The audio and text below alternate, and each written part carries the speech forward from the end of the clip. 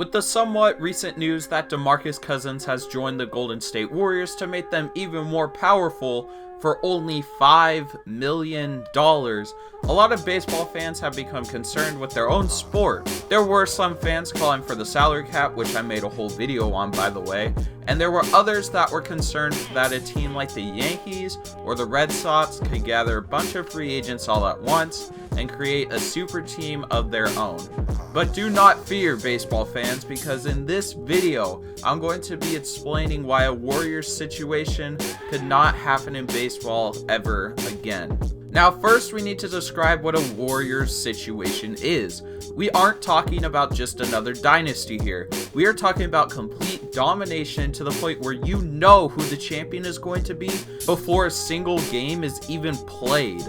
Some of you may have noticed the word "again" in the title, and that's because there was a version of the Warriors in baseball. Enter in the New York Yankees.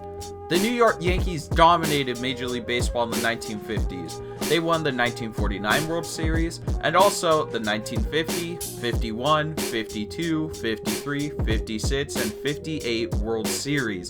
It got to the point that the Yankees were so dominant, attendance in the National League was much higher, since in the AL, everybody knew that at the end of the day, the Yankees would end up on top. But there are a few reasons why a team as dominant as the Warriors or the 1950s Yankees couldn't happen in baseball ever again. Number 1, the draft.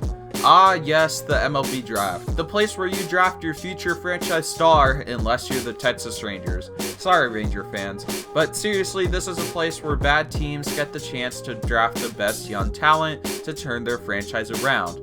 But the thing is, the MLB draft didn't exist until 1965. So before that, teams could just sign players off the street. Mickey Mantle, who was one of the greatest Yankees ever, signed with the Yankees just after his high school graduation. Also, scouting is better now as well, so this would be a challenge for teams to miss on a guy like Mantle. And in the draft, there are now picks known as compensation picks that are given to teams when a certain free agent leaves them. Also, it is not like the compensation picks don't mean anything. The Angels received a compensation pick in 2009 because guess who? The Yankees signed Mark Teixeira in free agency. And with that pick, the Angels selected an outfielder from New Jersey that goes by the name of Trout. And I'm not nitpicking here either, there are plenty of more instances of superstars being drafted with compensation picks. Number 2, baseball randomness. Baseball is one of the hardest sports to predict a winner in. There are hundreds, if not thousands, of possibilities for every single batter. For example, on a 0-0 count, the pitch could be a strike, a ball, a single, a double, a hit by pitch. Do you see where I'm going with this?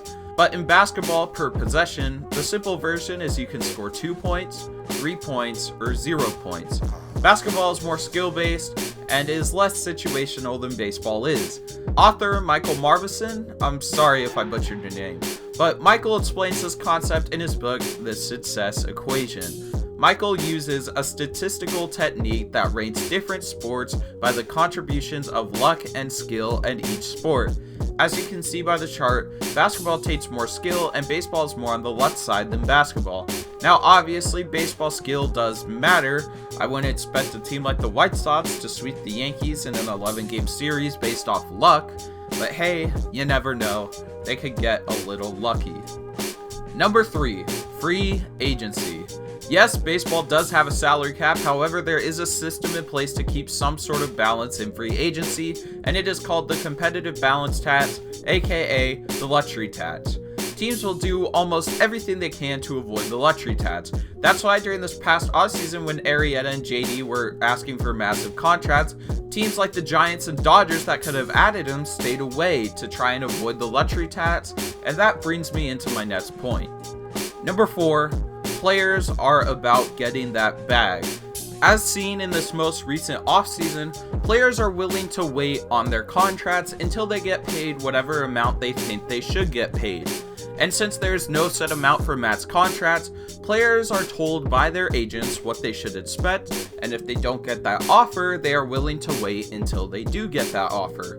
Of course, players do care about winning. However, if a good team is offering them $5 million a year while other mid-level teams are offering them $15 to $20 million a year, it would be hard for anyone to pass up on that mid-level team offer.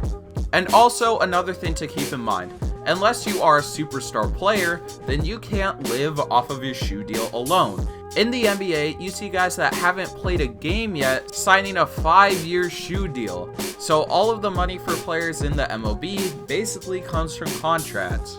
And before we finish, I just wanted to say, even with all of the different restrictions and situations, the occasional dynasty will still happen. But they won't be that common. And I suppose a baseball version of the Golden State Warriors is possible. But will it happen? No. Thank you guys for watching. If you guys are new to the channel, be sure to like the video and subscribe to the channel. And just to let you guys know, this video was up in article form on the pinchRunner.com before it was uploaded to YouTube. So if you want to check that out and a bunch of other articles, the link will be in the description. And also, episode 9 of the podcast is now out, so if you want to check that out as well, the link to that will also be in the description. And me and Noah are recording episode 10 tonight.